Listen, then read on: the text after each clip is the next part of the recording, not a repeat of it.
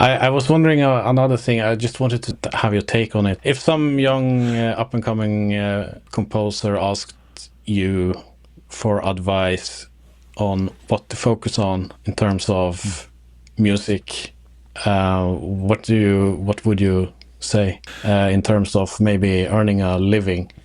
So are you talking a composer like that wants to compose for the stage, or a composer that just likes to make stuff in the box and just write? In the box. Okay.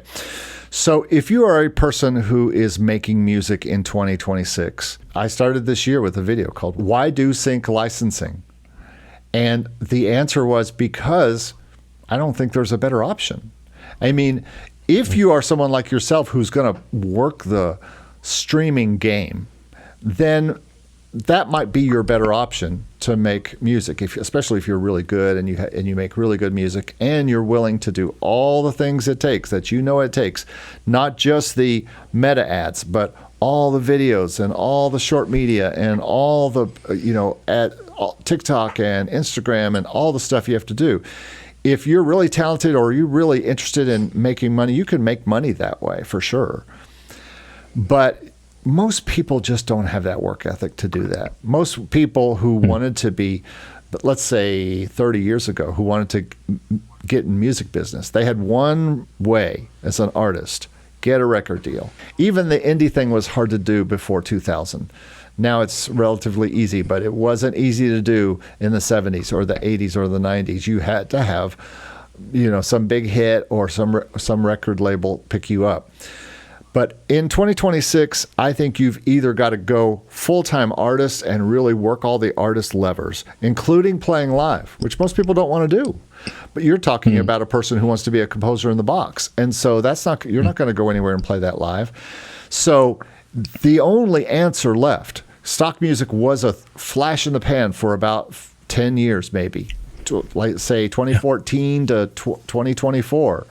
And now it's going to be eaten up by AI. It's just too easy to feed in some words to the word robots, as my friend Mark calls it, and have them give you back a song that sounds fine to put behind your little video. It's fine. Usually when you're picking music for a video for a corporate campaign or whatever, and it's something you're going to show to 10 people at a business meeting, it doesn't matter what the music is. And so, but where music still does matter is to music supervisors who are looking for something quality, super high quality.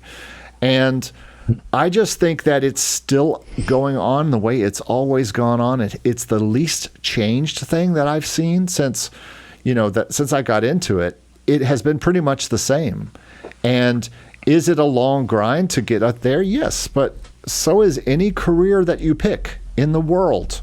You can pick it in any business. You've got to work it for 10 years, 20 years before it becomes a high-paying, consistent thing for you. And most people in our world now, they don't think that way. They think, how can I get a quick buck from doing a thing? And our parents didn't think that way. Our grandparents didn't think that way. They went to work for 40 years, and they worked a job. And maybe was it exciting? No. Did they get a paycheck every week? Yes.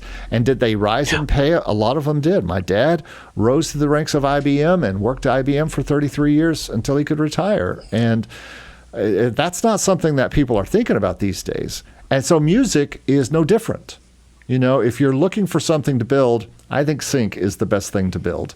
Or music licensing. Let's just say music licensing, because you can do a lot of, it's all sync to picture usually, but you could do some radio licensing. You can do some different licensing and things. I know one sync agency or some guys that I work with and have known for a long time that are working with Meta. They just delivered hundreds of songs to Meta for use. Well, they're not all for online use.